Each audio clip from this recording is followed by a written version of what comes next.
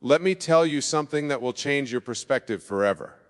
You know that feeling when something feels off about how someone treats you, but you can't quite put your finger on it, that subtle tension in the air. Today I'm going to reveal the hidden science that someone secretly dislikes you. I'd spent decades studying human behavior, the power of consciousness, and the invisible threads that connect our reality. What I'm about to share isn't just theory, it's the raw truth about human nature and the masks people wear. But before we dive into these signs, understand this. Knowing these signs isn't about breeding paranoia. It's about awakening your consciousness to reality so you can create better relationships and manifest the connections you truly deserve. The first sign is what I call the energy shift. When someone who secretly dislikes you enters a room, watch how their energy changes.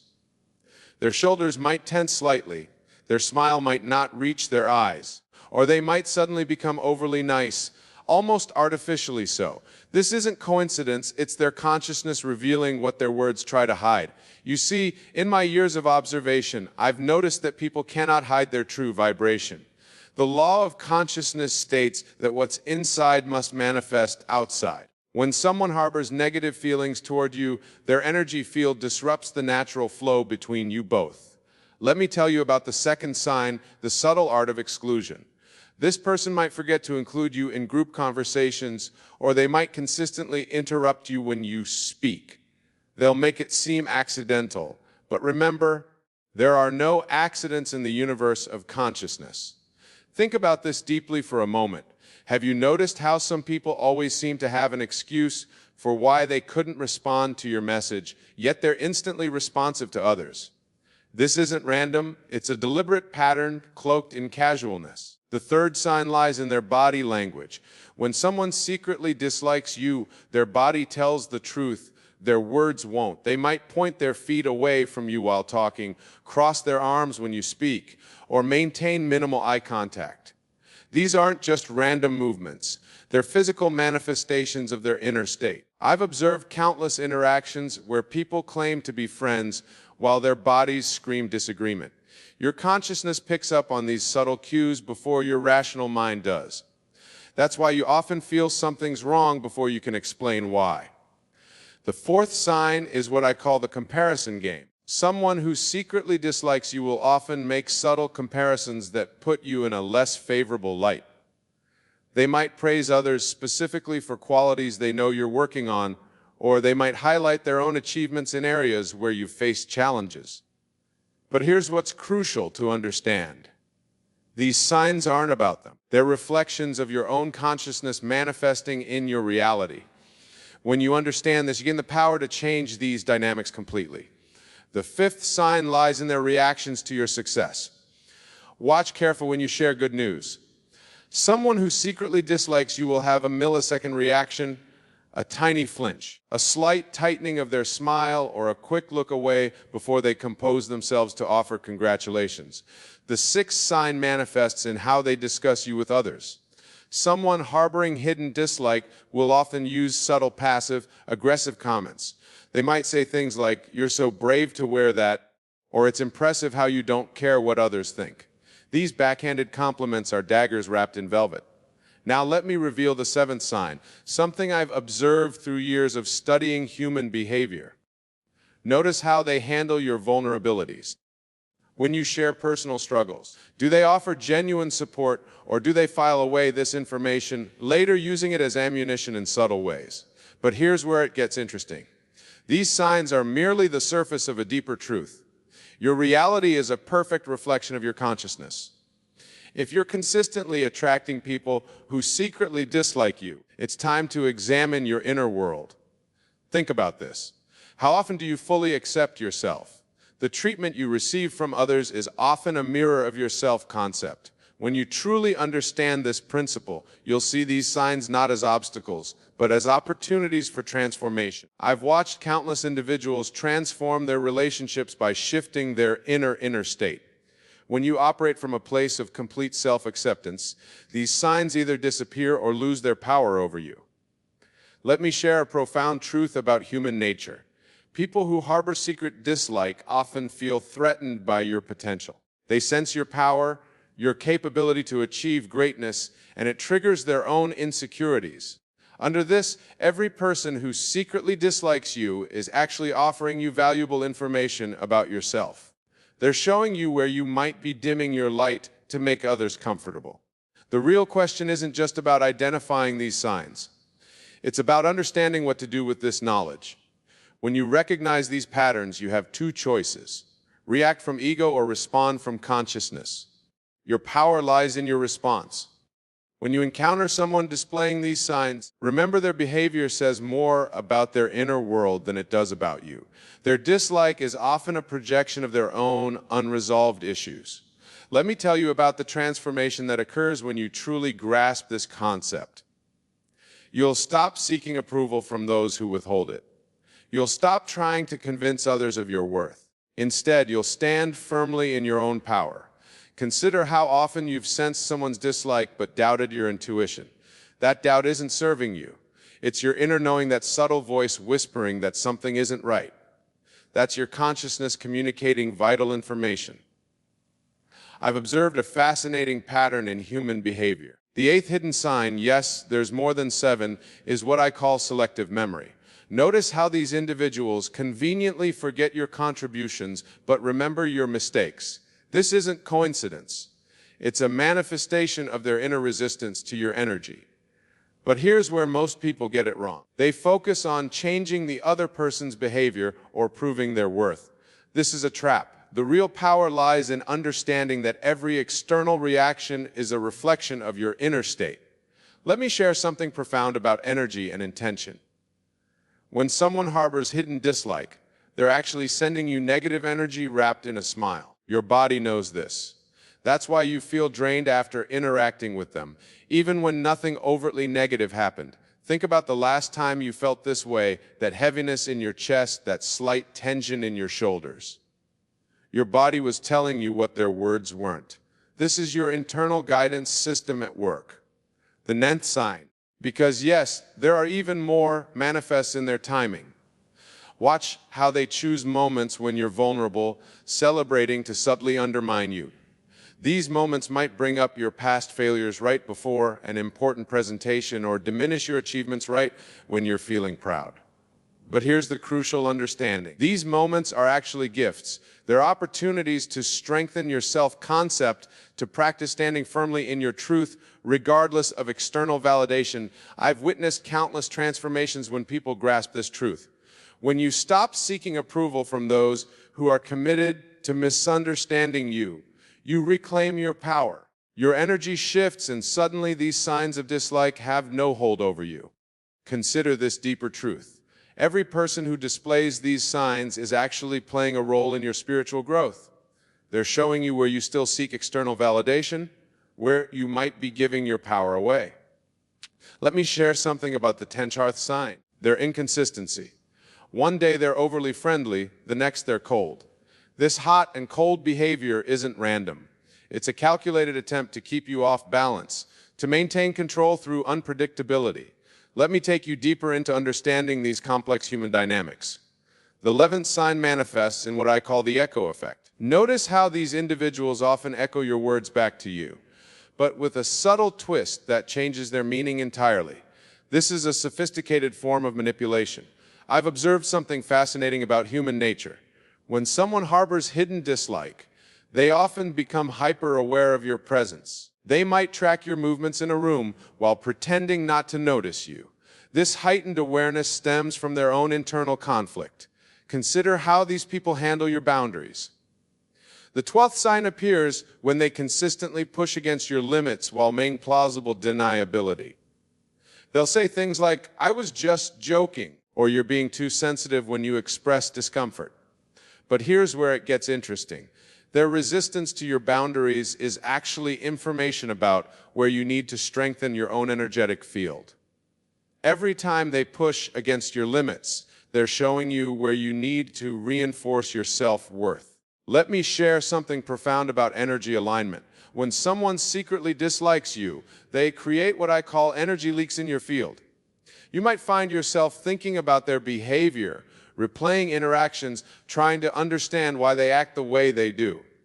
The 13th sign manifests in their selective hearing. They'll conveniently misunderstand your clear statements, especially when those statements assert your power or establish boundaries.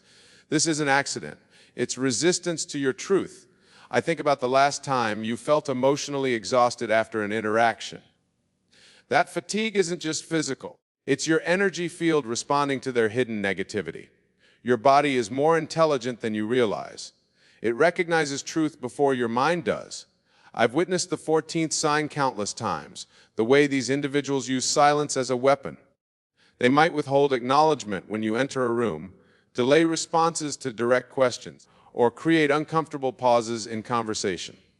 But here's the revolutionary understanding: their silence is actually speaking volumes about their own inner turmoil. When someone can't celebrate your light, it's because they're struggling with their own darkness. Consider how these people handle your growth. The 15th sign appears when they subtly discourage your progress while appearing supportive. They might say, "Are you sure you're ready for that?" Or "That seems risky," when you share your ambitions. I've observed how these individuals manipulate social dynamics. They create what I call invisible triangles, speaking differently about you when you're present versus when you're absent. They maintain a perfectly crafted public image while secretly undermining your position. Think about the energy of authenticity. The 17th sign manifests in their forced laughter. It comes a fraction too late or sounds slightly mechanical. Their social responses feel rehearsed rather than genuine. This disconnect between their outer expression and inner state creates a subtle disturbance in the energy field. Consider how they handle your emotions. When you express genuine feelings, they often respond with toxic positivity or dismissive optimism. "Just get over it," they might say, or "Everything happens for a reason," without offering real empathy or understanding. Let me reveal something profound about human nature. The 18th sign appears in their physical positioning. In group settings, they'll subtly position themselves to exclude you from conversations while maintaining the appearance of inclusion. This is consciousness manifesting in physical form. I have witnessed countless situations where these individuals use what I call selective amnesia. They conveniently forget their commitments to you while remembering every minor mistake you've made. This selective memory isn't random. It's a pattern of conscious resistance. The 19th sign emerges in their timing. Notice how they often choose moments when you're most vulnerable or successful to plant seeds of doubt. This isn't coincidence. It's a calculated attempt to destabilize your energy field. Think about the power of presence. These people often create what I call energy vacuums, spaces where your natural enthusiasm or joy seems to disappear.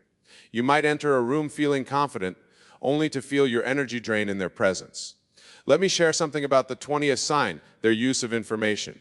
They collect details about your life, not to understand you better, but to use this knowledge strategically. They might bring up sensitive topics in group settings or use your past experiences to subtly undermine you. Let me reveal something profound about the 21st sign, what I call the resonance disruption. When someone harbors hidden dislike, they unconsciously create discordant energy patterns that interfere with natural communication flow. I've observed how these individuals master what I call tactical timing. They choose precise moments to inject doubt into your victories or highlight your insecurities. It's like they have an internal radar for when you're most vulnerable or most confident. Consider the 27 sign, their peculiar way of offering help. They'll extend assistance in ways that subtly emphasize your dependence or inadequacy. Let me help you with that. Since you struggle with these things, they might say, cloaking criticism and kindness. Think about the power of authentic connection. These people often maintain what I call surface synchronicity, appearing to be in harmony while internally maintaining a frequency of resistance. Your inner being senses this misalignment, creating that uncomfortable feeling you can't quite name. Let me share something about the 23rd sign, their relationship with your success. Watch how they handle your achievements. They might acknowledge them briefly, then quickly shift the conversation to difficulties or potential problems you might face. I've witnessed the 24th sign countless times, what I call energetic interference. These individuals often position themselves as gatekeepers to opportunities, subtly limiting your access while maintaining an appearance of support. Consider how they handle group dynamics. The The 25th sign appears in how they create what I call social triangulation. They'll build alliances with others while subtly positioning you as an outsider or while maintaining plausible deniability. Think about the power of words. These people often use what I call verbal diminishment. They'll use slightly smaller words to describe your achievements compared to others or subtly downplay your contributions in group settings. Let me reveal the 26th sign, their relationship with your growth. When you're evolving or transforming, they often respond with what I call progressive resistance. The more you grow, the more subtle their undermining becomes. I've observed how they master what I call conversational redirection. Whenever you speak about your passions or achievements, they skillfully steer the conversation toward areas where they feel superior or where they know you've struggled. Consider the 28th sign, their peculiar way of remembering. They maintain what I call a selective archive of mystery, readily recalling your missteps while conveniently forgetting your successes. This isn't memory failure, it's conscious curation. Think about how they handle your relationships with others. These people often engage in what I call invisible separation. They create subtle barriers between you and others through barely perceptible hints, suggestions, and carefully placed doubts. Let me reveal something about the 29th sign, their relationship with your dreams. When you share your aspirations, they respond with what I call realistic poisoning, injecting just enough doubt to make you question yourself while appearing pragmatic. I've witnessed the 30th sign manifold times, what I call emotional misdirection. They'll acknowledge your feelings while subtly suggesting that you're overreacting or misinterpreting situations. This creates an internal doubt that can erode your self-trust. Consider how they handle moments of vulnerability. The 31st sign appears in what I call compassion masking. They'll express sympathy while subtly highlighting your weaknesses, making you feel both supported and undermined simultaneously. Think about their relationship with your boundaries. These individuals often employ what I call boundary blurring. They'll respect your limits in obvious ways while finding subtle methods to cross them, make it difficult to address without appearing oversensitive. Let me share something about the 30 Sunan sign, their use of silence. They wield what I call strategic stillness, using quiet moments not for reflection, but as a form of passive aggression, making you question yourself and a void they create. Let me reveal the final profound truths about these hidden signs. The 33rd sign manifests in what I call the energy vampire effect. These individuals drain your vitality not through obvious negativity, but through subtle, persistent undermining of your confidence. I've observed the 34th sign in countless interactions, what I call temporal manipulation. They create artificial urgency or delay responses strategically, controlling the rhythm of your interactions to maintain their power position. Consider this transformative truth. Once you recognize these patterns, you gain immunity to their effects. Your consciousness expands beyond their influence. You begin to operate from a place of unshakable self-knowledge. Think about the ultimate purpose of recognizing these signs. It's not about building walls or becoming suspicious. It's about developing what I call conscious discernment, the ability to read energy accurately and respond from wisdom rather than reaction. Let me share the most powerful understanding of all. These people are actually your greatest teachers. They show you where you need to strengthen your self-belief, where you need to reinforce your boundaries, where you need to trust your intuition more deeply. The real transformation begins when you stop seeing their behavior as personal attacks and start recognizing them as signals pointing toward your own growth. Every instance of hidden dislike is actually an invitation to love yourself more completely. Remember this, your power lies not in confronting these individuals, but in elevating your consciousness beyond the need for their approval. When you truly embody this understanding, their influence over your energy field dissolves naturally. Your journey forward is clear. Stand firmly in your truth. Trust your intuition absolutely. Allow your light to shine without dimming it for anyone's comfort. Those who secretly dislike you are actually afraid of their own potential, which they see reflected in you. The final truth is this: when you fully embrace your authentic power, these signs become irrelevant. You no longer need to identify them because you'll be operating from such a high frequency that lower energies cannot touch you. Your path now is to maintain this elevated consciousness, to walk in complete awareness of your worth, and to let your light shine so brightly that it illuminates the way for others. This is your true power, not in fighting against hidden dislike, but in rising above it completely. Remember, every person who has secretly disliked you has contributed to your growth, your strength, and your wisdom. Thank them silently and continue rising. Your greatest power lies in maintaining your highest vibration regardless of how others respond to your light. This is the end of our journey together, but it's really just the beginning of your new understanding. Take these insights and let them transform not just how you perceive others' behavior, but how you perceive yourself. For in the end, that's where true power resides, in the unshackable knowledge of who you really are. Stand tall in your truth. Walk forward in your power. Let your light shine without apology, for you are far more powerful than any hidden dislike could ever be. This is your time to rise, to shine, and to transform every challenge into an opportunity for growth. The path ahead is clear. Your consciousness is awakened.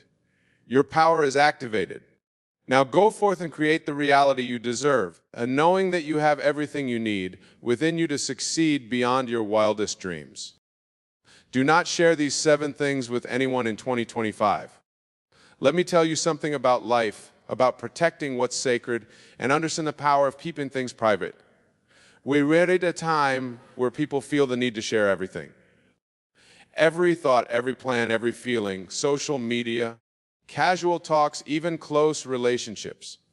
Everyone is oversharing and then wondering why they feel drained, judged, or even betrayed. But not everything's meant to be shared. Some things are meant to stay close to your heart. There's strength in holding back. There's power in keeping certain things to yourself, guarding them like treasures because they are. In a world where everything seems to be up for public discretion, has become undervalued. But let me tell you, there's immense wisdom in knowing what to keep private and what to share. When you open yourself up too freely, you risk losing the essence of who you are. Allows the war to drown out your inner voice. Some things, your personal dreams, your health struggles, your vulnerabilities, should be shielded from the opinions and judgments of others. By keeping these parts of yourself sacred, you maintain control over your narrative and push your peace of mind. When you share too much too soon, it's easy to feel exposed and, even worse, manipulated. People may have good intentions, but not everyone will handle your truth with the care it deserves. And sometimes the things you share with the wrong people come back to haunt you, leaving you questioning why you owed up in the first place.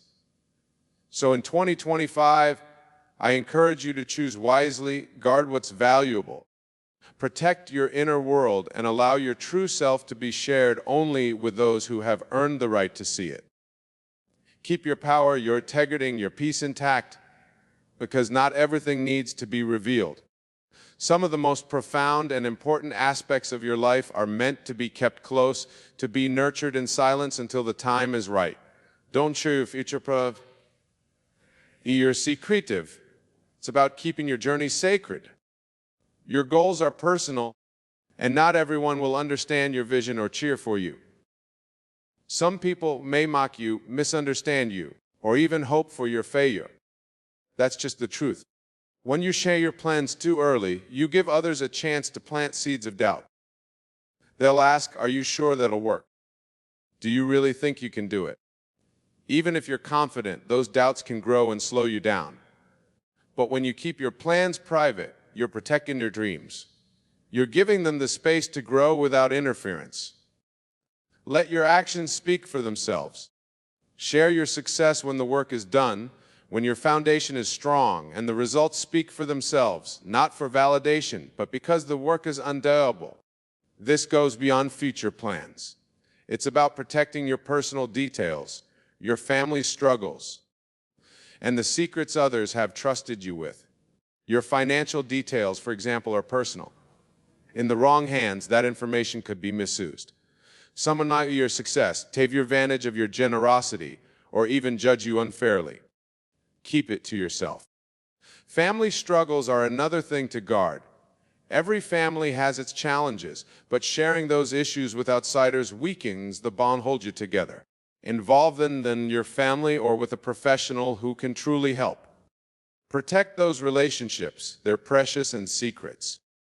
When someone confides in you, treat their trust as gold.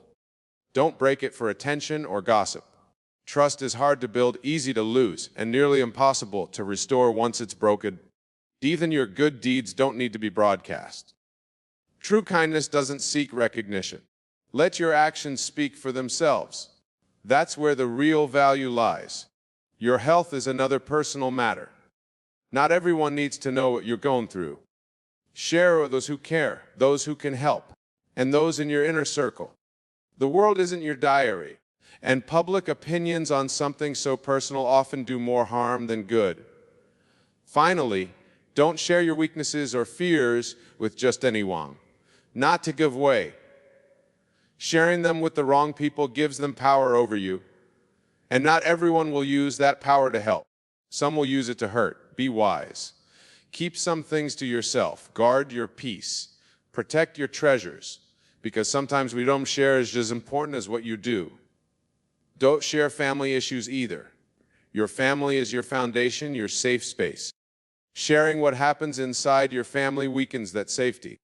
It lets others in, people who may not care about your well-being and might only use the knowledge to judge or harm you. Keep family matters private. Not everyone deserves access to your heart or your struggles. We live in a world where oversharing is the norm. Social media, casual conversations, and coffee shop chats can all become traps. They tempt you to choose your personal life people or don't truly care or carry the same love and responsibility that you do. Choose what you share carefully. Hold on to what's sacred. Guard your life like the treasure it is. Protect your family by keeping their struggles, challenges, engines, progress. This isn't about infecting pride. It's about being respectful. When you hold back from sharing, you honor your family by not letting the world pick apart their humanity. Think of your family like a strong tree. It's grow deep, its roots steady and alive. But if you dump those roots and expose them to the world, the tree becomes vulnerable. It's no longer protected from the harsh winds or storms. That's what happens when you share family struggles with people who don't have his best interests at heart. You weaken the foundation. You weaken the bonds that hold you together. Now, keeping things private doesn't mean ignoring them. It doesn't mean pretending everything is fine. It means handling those issues with love, care, and intention. Within your family, it's about working through tough times together, not putting them on display for the world to judge. Of course, sometimes the weight feels heavy. You may want to talk to someone to ease the burden. When you do, be wise. Choose someone who's proven they care, who listens with discretion and offers support, not someone looking to gossip. If you've made the mistake of oversharing before, it's okay. Learn from it. Grow from it.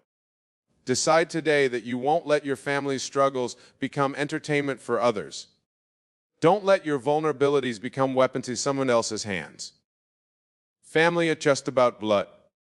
It's about the people who love you unconditionally, who stand by you no matter what. That kind of love deserves to be protected. It deserves respect, and it deserves your silence when the world tries to pry into business. The outside world is nosy and judgmental, but inside your home, it should be a space of peace, forgiveness, and patience. A place to grow and heal without fear of judgment or public scrutiny. That's only possible if you keep what happens inside those walls private. This doesn't mean bow everything up. There's strength in seeking help when it's needed. But even then, it's about finding the right person, the right place, and the right moment. You can protect your family's dignity while getting the support you need. If your family feels broken, remember, broken things can be repaired. Healing starts with trust. It begins by keeping your family struggles within your circle, away from people who won't understand or care. The world doesn't see your family the way you do. They don't see the love behind the arguments, the sacrifices behind closed doors, the quiet moments of rebuilding. That's your story. It doesn't belong to anyone else.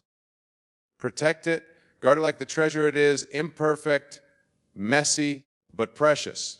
When you keep your family's struggles private, you're not just protecting them.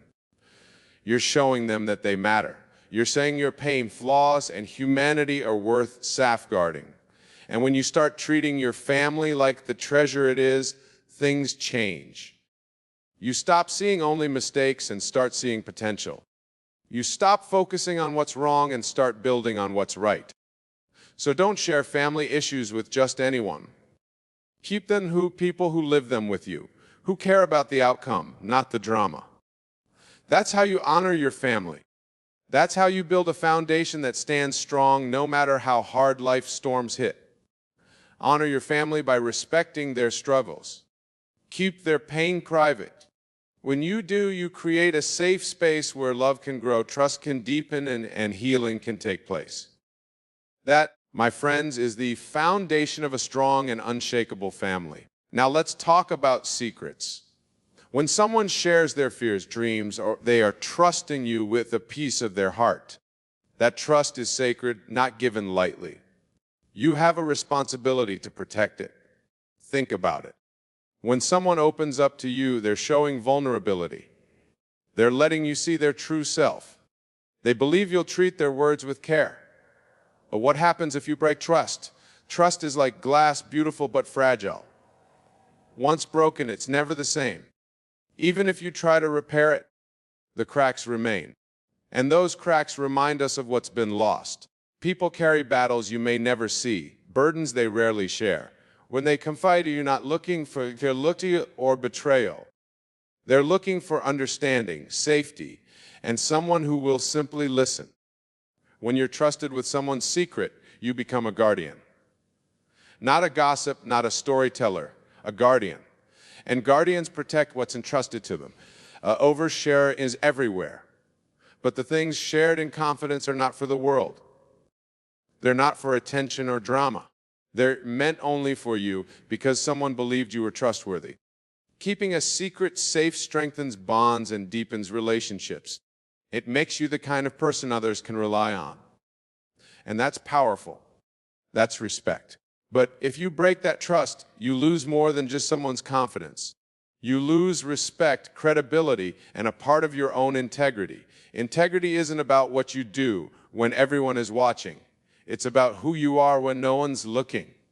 And keeping promises and choosing to do what's right even when it's hard. By protecting a secret, you show integrity.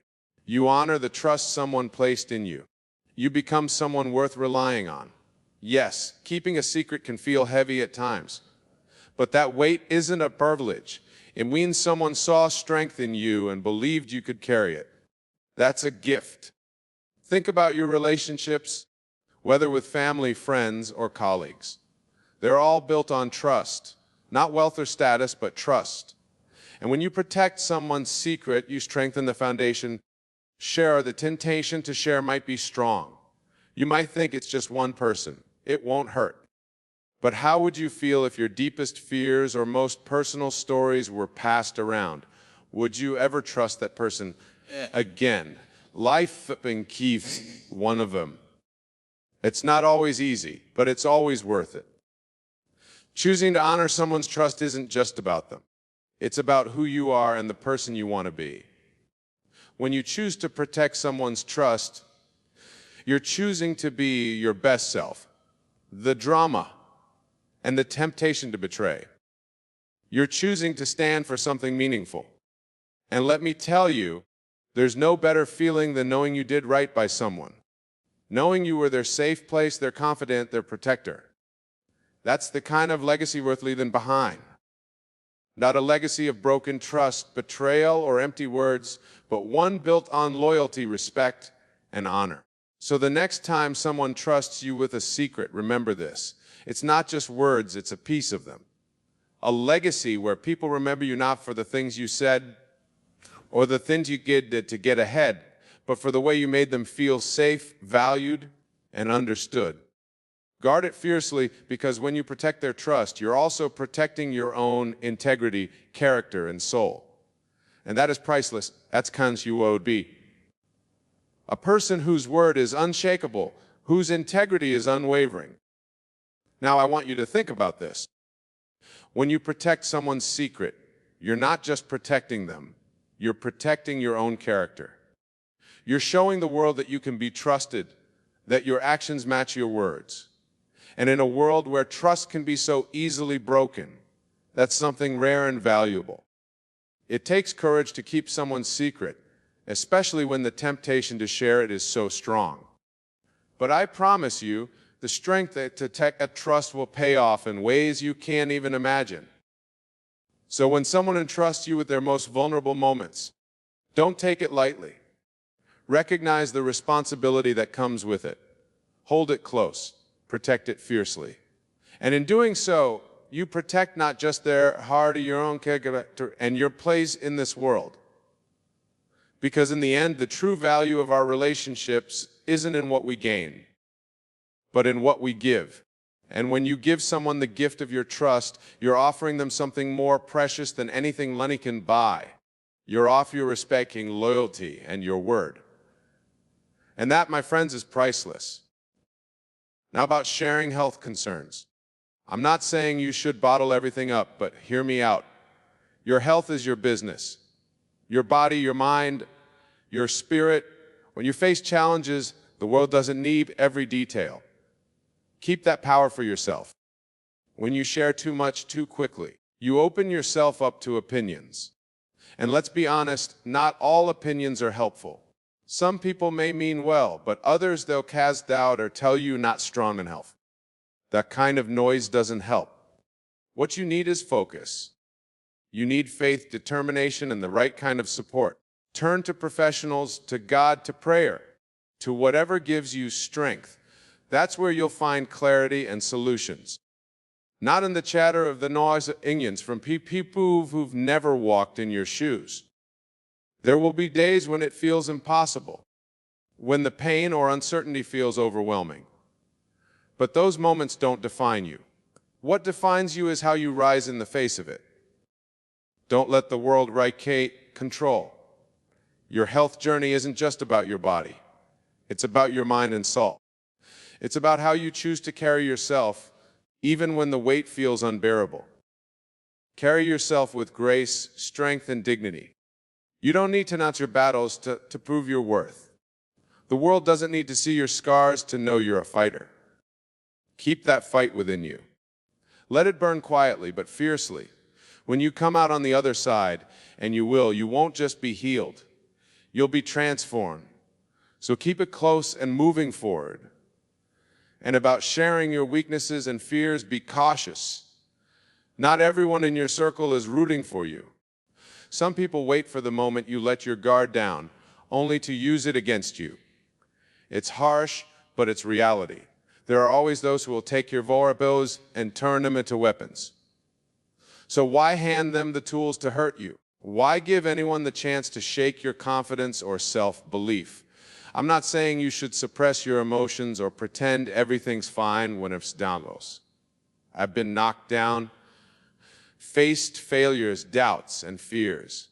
But I didn't let those fears define me, and I didn't share them with anyone who wouldn't help me rise above them. You need to be selective about who you trust.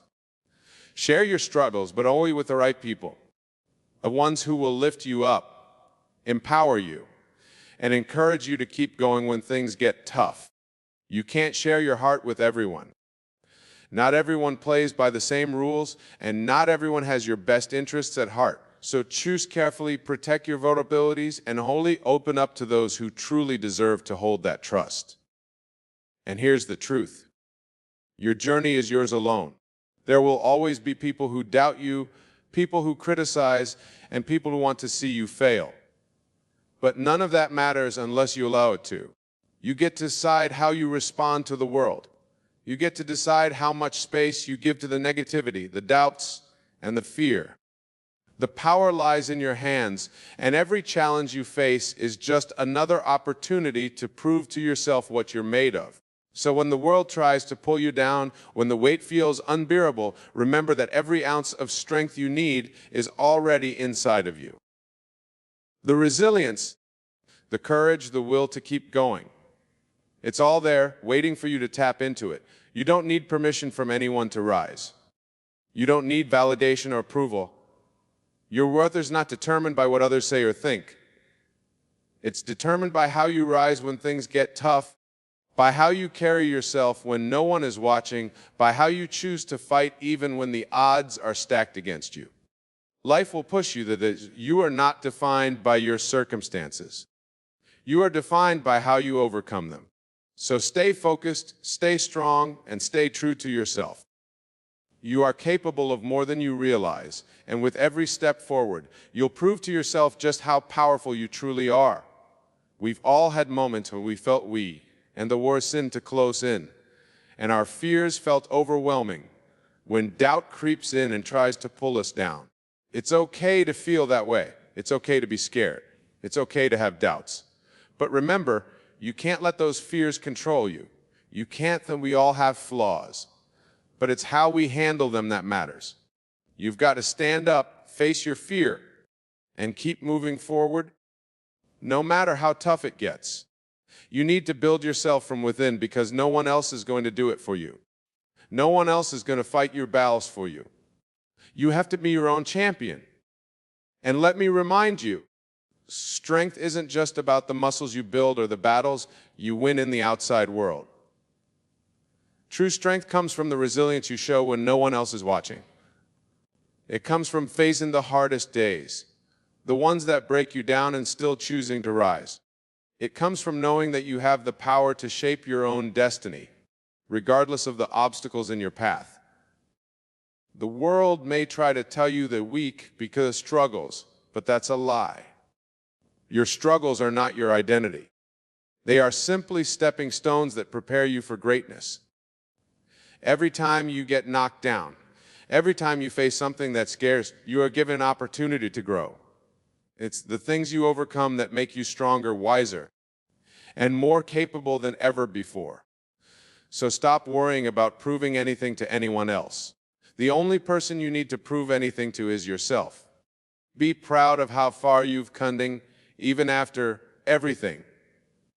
The strength you carry inside is not something that can be taken away by anyone else's doubts or fears. You are the author of your own story, and you get to decide how it unfolds. So don't let anyone or anything dictate your worth. You moving forth the power. And remember that every step you take is a step closer to becoming the person you were always meant to be. I'm not saying you need to be perfect. None of us are. We all make mistakes and fall short sometimes. But it's not about being persistent. It's about staying in the fight, even when the odds are against you. It's about showing up every day, even when you don't feel like it. It's about doing the work, even when you're scared, tired, or ready to quit. Fear only has power over you if you let it. Fear is like a bit. Only seen scary when you give it attention. But when you stop focusing on it, when you walk with faith and belief in yourself, that fear starts to shrink. It loses its power. So don't share your weaknesses with people who won't help you grow. Don't share your fears with those who want you to rise above them. Find people who see your struggles and say, "You got this." Find people who remind you of your strength, your potential, and that you're not defined by your fears or weaknesses. Don't let anyone tell you that your weaknesses define you. Don't let your fears are too big to overcome. Don't let anyone make you feel small because of your doubts. These things don't define you. They're just obstacles that you can overcome with the right mindset. You've got to believe in yourself. You are stronger than the struggles you face. You are more than your fears and weaknesses. You need to have faith in your ability to overcome anything. You've already been through so much. You've fought battles that no one has seen. You've shown resilience in ways you might not even realize. And the truth is, you don't need to share all your struggles with everyone.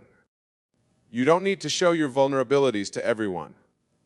You don't need to seek validation from others. What matters is what you believe about yourself. What matters is the strength you know you have inside.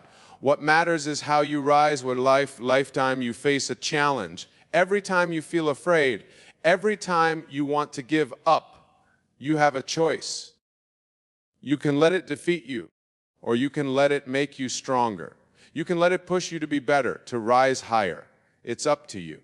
So don't let anyone tell you that you're weak, or that your fears are big to overcome. You are stronger than you know.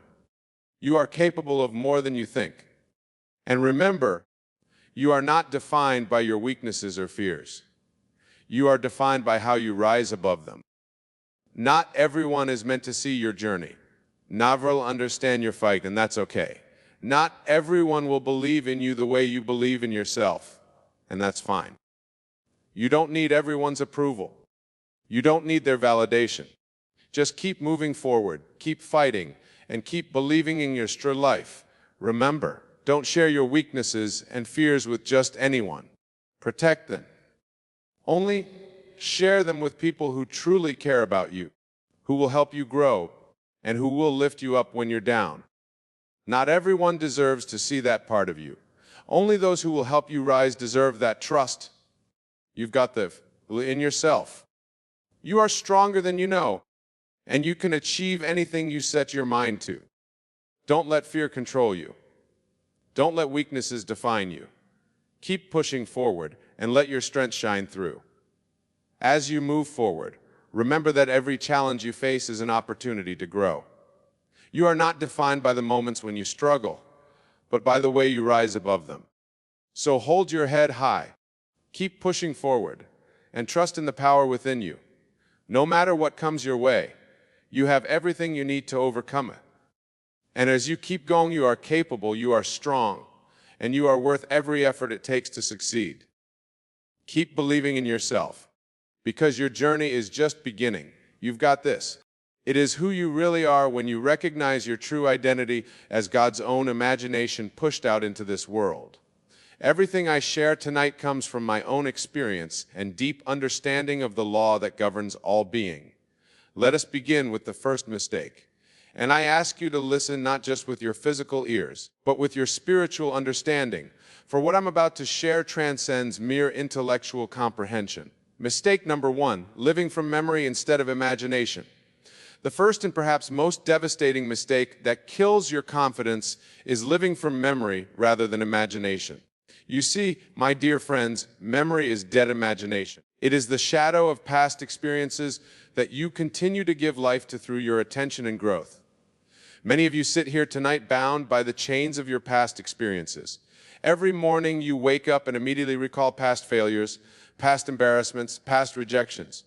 You replay these memories like a worn-out record. And in doing so, you deny the very power that God gave you, the power of imagination. Let me share with you a story that perfectly illustrates this principle. A dear friend of mine in Barbados, a man who once could barely speak in public due to paralyzing fear, discovered this profound truth. He had lived his entire life from memory, allowing each past failure to define his present moment. Every time he stood before an audience, his mind would flood with memories of past embarrassments, past stutters, past moments of anxiety. But one day, through the application of this law I'm sharing with you tonight, he made a revolutionary discovery. He realized that his memories had no power over his present moment unless he gave them that power. He began to live from imagination instead of memory. Every night before sleep, he would imagine himself speaking with complete confidence and authority. He would feel the satisfaction of expressing himself freely, feel the joy of connecting with others without fear. He would imagine the warmth of applause, the smiles of appreciation, the feeling of absolute mastery of his communication. And I tell you tonight with absolute certainty that within weeks, his entire world transformed. Why? Because he chose to live from imagination rather than memory. He understood that imagination is God's gift to man. It is the very essence of reality, while memory is but a shadow of what once was. You see, when you live from memory, you are denying the creative power that is your birthright.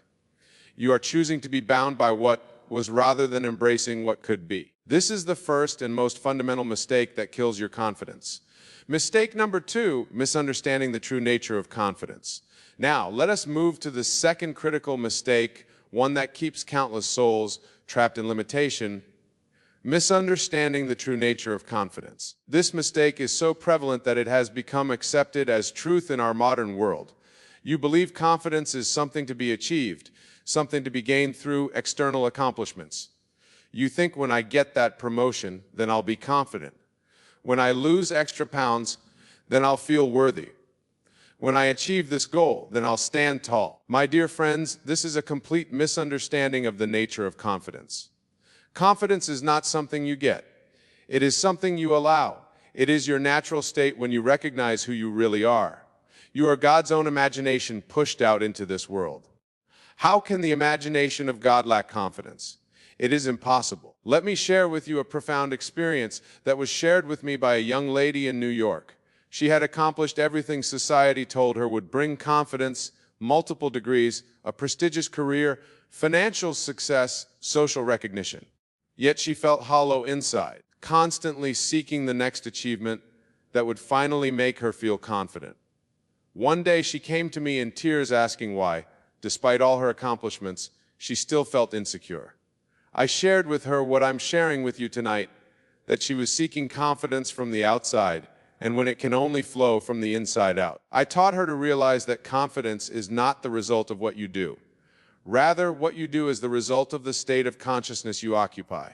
When she began to live from this truth, her entire world transformed. Not because she achieved more, but because she finally recognized who she really was. Mistake number 3, rejecting your present self. The third mistake, and this is crucial to understand, is the continuous rejection of your present self. This mistake is particularly insidious because it often masquerades as self-improvement or spiritual seeking. Many of you sit here tonight in a state of constant self-rejection, always pushing your acceptance of self into some imagined future. You tell yourself, I will accept myself when I will feel confident when, but I tell you, this is a fundamental denial of your divine nature. Remember the words from Scripture, I am that I am, not I will be or I was, but I am. This is the name of God, and it is your name too, for you are one with God. When you reject your present self, you reject the I am within you. I recall a gentleman who came to me in Los Angeles, completely defeated by this very mistake. He had spent years rejecting his present self, always living for some future moment when he would finally feel worthy of confidence. His life was a constant postponement of self-acceptance. I shared with him a principle that transformed his life. The only time you can accept yourself is now at all. The only time you can feel confident is now. The only time you can recognize your divine nature is now all. He began to practice this truth, and within months his entire life transformed. Not because he became someone different, but because he finally accepted who he already was. Mistake number 4, misusing your inner dialogue. Let us move to the 4th mistake, which is perhaps the most pervasive of all, the misuse of your inner dialogue. Your inner conversation, my dear friends, is your destiny externalized. Every moment, every day, you are carrying on a conversation with yourself, and this conversation is creating your world. Most of you are engaged in constant self-defeating inner dialogue. You wake up and your first thought is, I'm not ready for this day. You face a challenge and immediately think, I can't handle this. You meet someone successful and think, I'm not at their level. These inner conversations are not mere thoughts. They are prayers, and they are always answered. Your inner dialogue is the spirit moving upon the face of the waters of your consciousness, creating your world. Let me share with you a principle that has transformed countless lives. Your inner dialogue is not just other mental chatter. It is the very substance from which your world is formed. When you change your inner dialogue, you change your world. I knew a man in New York who transformed his entire life by simply changing his inner conversation. Instead of his habitual, I can't, he began to live from I am. Instead of I'm not good enough, he lived from I am more than enough. He persisted in this new inner dialogue until it became natural and his outer world rearranged itself to match his new inner conversation. Mistake number 5, seeking permission to be confident. The 5th mistake that many of you are making is seeking permission to be confident. This mistake stems from a fundamental misunderstanding of your true nature and your relationship with the world around you.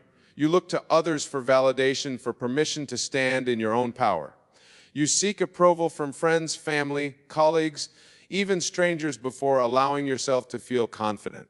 This, my dear friends, is a complete denial of your divine nature. You need no one's permission to be who you are. You need no one's approval to stand in your power. The very fact that you can imagine being confident means that confidence is your natural state. For how can you imagine what you are not capable of being? I remember a young teacher who came to me constantly seeking approval from her colleagues, her principal, her students' parents. She lived in a constant state of seeking permission to be confident in her role. I shared with her this truth. The only permission she needed was her own. I told her to imagine herself as the confident teacher she wished to be, not to seek it, not to ask for it, but to assume it, to live from it. And as she began to live from this assumption, her entire classroom transformed. Why? Because she stopped seeking permission and started giving herself permission to be who she really was. Mistake number 6, confusing confidence with arrogance. Now let us address the 6th mistake, one that keeps many spiritual seekers trapped in limitation, the confusion between confidence and arrogance. This misconception has caused countless souls to deny their divine confidence for fear of appearing arrogant. True confidence, my dear friends, is the most natural and humble state of being. It is simply the recognition of who you really are, God's own imagination pushed out into this world. Arrogance, on the other hand, comes from ego and insecurity. When you are truly confident, you have no need to prove anything to anyone. You have no need to compete, to compare, to belittle others, to feel better about yourself. True confidence is as natural as breathing, as humble as a flower blooming in the garden. I knew a businessman who struggled with this very issue. He feared that by fully embracing his confidence, he would become one of those arrogant executives he despised. But as he began to understand this law, he realized that true confidence had nothing to do with superiority and everything to do with authenticity. He learned to live from the state of natural confidence, and his entire business transformed. His relationships improved, his decisions became more effective, and most importantly, he found a peace he had never known before. Mistake number 7, living in the future instead of the now. The 7th mistake is one that plagues nearly everyone in this room, living in the future instead of the now. This mistake is particularly deceptive because it often masquerades as goal setting or ambition. You think, I'll be confident when I achieve this goal, or I'll feel worthy when I reach that milestone. But I tell you tonight, there's a complete denial of the power that is yours now, though. The only time you can be confident is now, though. The only time you can feel worthy is now, though. The only time you can exercise your imagination is now, though. When you push confidence into the future, you push it out of your experience entirely. Remember the words of Scripture before Abraham was, I am. Not I will be, but I am. This is the eternal no due in which all power exists. When you live in the future, you deny yourself access to this power. I recall a young actor who came to me, always pushing his confidence into some future moment. When I get this role, he would say, then I'll feel confident. I taught him what I'm teaching you now, to live from the end, to imagine the feeling of being confident, no, regardless of external circumstances. As he began to live from this truth, his entire career transformed. Not because he became someone different in the future, but because he chose to be confident in Odal. Mistake 8. Denying your divine nature. And now we come to the 8th and final mistake. The one that underlies all others, the denial of your divine nature. This mistake is the root cause of all lack of confidence, all feelings of unworthiness, all self-doubt. You see, my dear friends, you are not merely human beings seeking a spiritual experience. You are spiritual beings having a human experience. When you deny your divine nature, you deny the very source of all confidence. Every time you say, I can't, you deny your divine nature. Every time you shrink from a challenge, you deny your divine nature. Every time you seek confidence outside yourself, you deny your divine nature. I want to share with you a profound true truth that was revealed to me through years of studying Scripture and testing this law. Your imagination is God operating in you.